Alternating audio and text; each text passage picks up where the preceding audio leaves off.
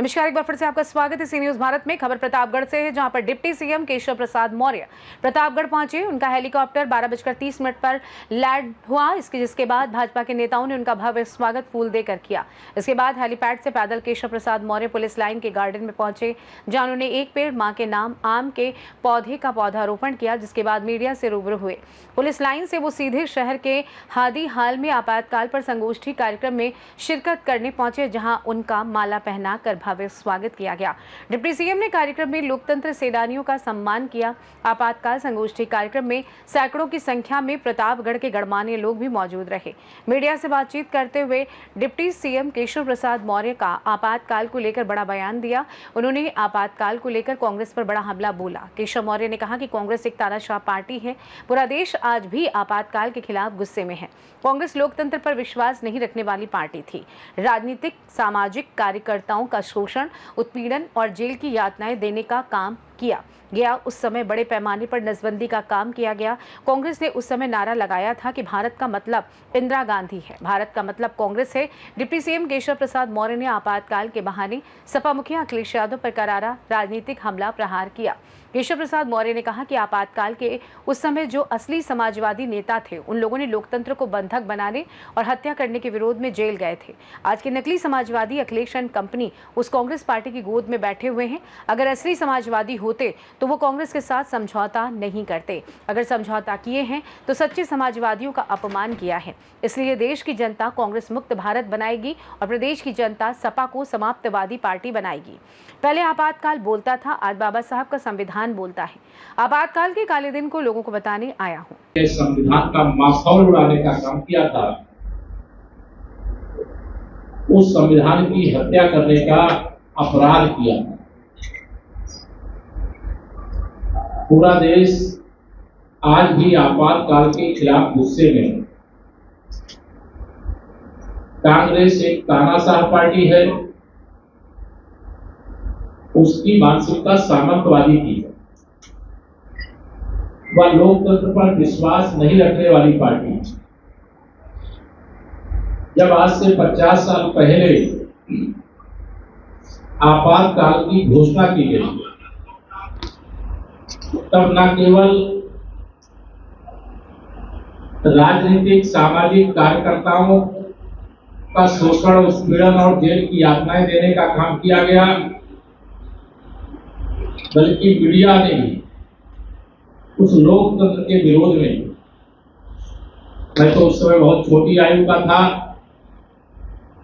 लेकिन बताया जाता है कि उस दिन मीडिया के मित्रों ने भी लोकतंत्र की हत्या करने वाली कांग्रेस पार्टी को आईना दिखाने का काम किया था। अपने समाचार पत्रों के पन्नों को बिना खबरों के छोड़ दिया।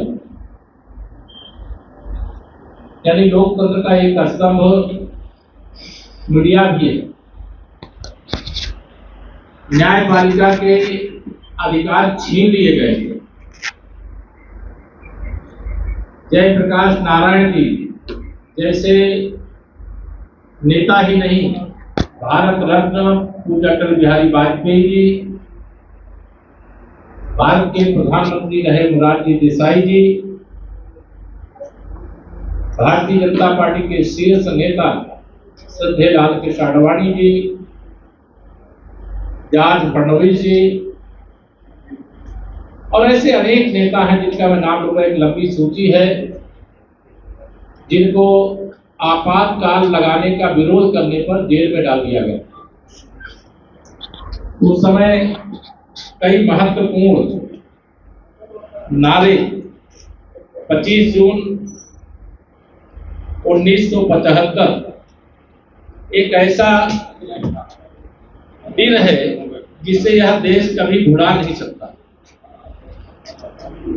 भारतीय जनता पार्टी संविधान का माखौल उड़ाने का काम किया था।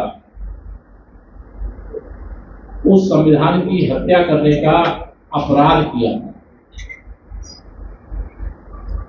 पूरा देश आज भी आपातकाल के खिलाफ गुस्से में है। कांग्रेस एक तानाशाह पार्टी है,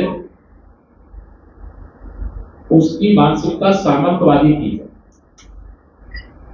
वह लोकतंत्र पर विश्वास नहीं रखने वाली पार्टी है। जब आज से 50 साल पहले आपातकाल की घोषणा की गई,